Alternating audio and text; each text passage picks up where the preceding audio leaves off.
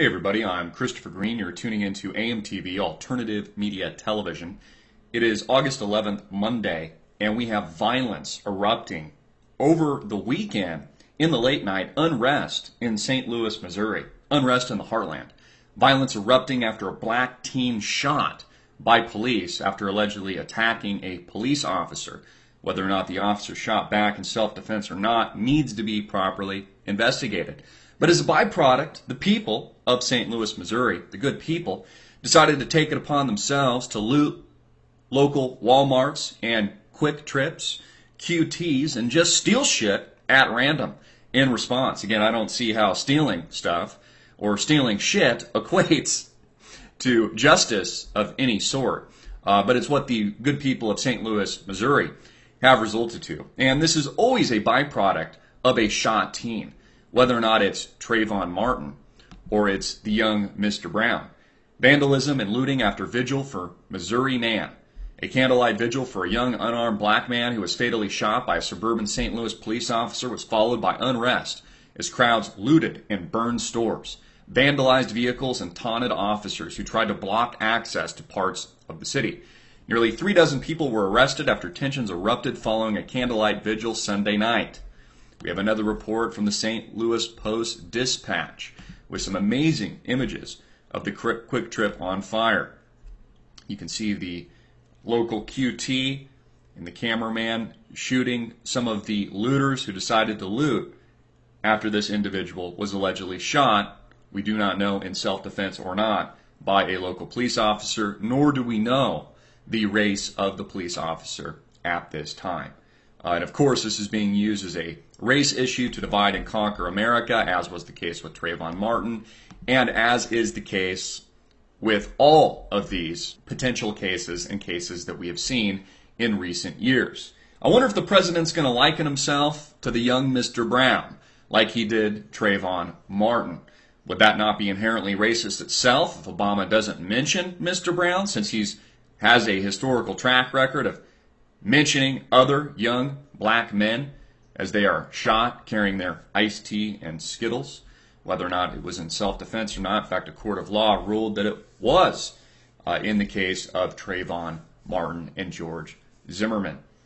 In Ferguson, a calmer dawn broke Monday morning after a night of protest and looting in Ferguson left broken glass in at least one burned-out building. Officer Brian Shellman of the St. Louis County Police said 2 officers were injured overnight Sunday. One was hit by a brick and one suffered knee injuries. Police arrested 32 people for theft, assault, or burglary. And if you continue to read the rest of the report, you'll notice that the local businesses, the ones that survived this aggressive looting, only survived because they protected their property with guns.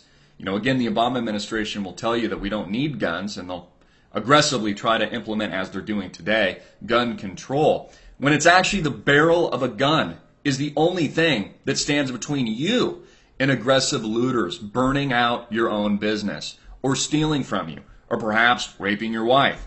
It's a gun that will only prevent these vandals from stealing shit on your property. Again, it's one of the reasons why we have the fundamental right and we have the Second Amendment in the first place. Also, the border fence is a joke. Filmmaker crosses from U.S. to Mexico dressed as Osama bin Laden, proving that really there is no border control. James O'Keefe, you probably remember him from the Breitbart years, known for guerrilla documentaries targeting liberals, says U.S. Border Patrol was nowhere to be seen when he crossed the border twice, dressed as Osama bin Laden. The conservative firebrand wore a bin Laden mask to show the national security implications of unmonitored borders. Border Patrol officials said agents who ought to be on the front lines aren't even on the front lines anymore because they're just allowing them to come in. Texas sheriff showed how a section of border fencing ends abruptly, providing easy access for immigrants to sneak in from Mexico. Here we have Mr. James O'Keefe. A flame-throwing American conservative activist raises eyebrows in the U.S. on Monday by releasing a video of himself crossing the Rio Grande from Mexico into Texas, dressed as the late al-Qaeda terror mastermind, Osama bin Laden. Guerrilla documentarian James O'Keefe footage comes at a time when Americans are engaged in a national debate about border security. Tens of thousands of unaccompanied minors from Central America have entered the U.S. illegally in recent months, drawn by a confusing White House policy that appears to offer amnesty for those who make it safely. In Monday's video release, O'Keefe focuses on the implications for national security. He illegally crosses into Mexico twice and returns. First in street clothes and again in army fatigues, wearing an Osama bin Laden Halloween mask.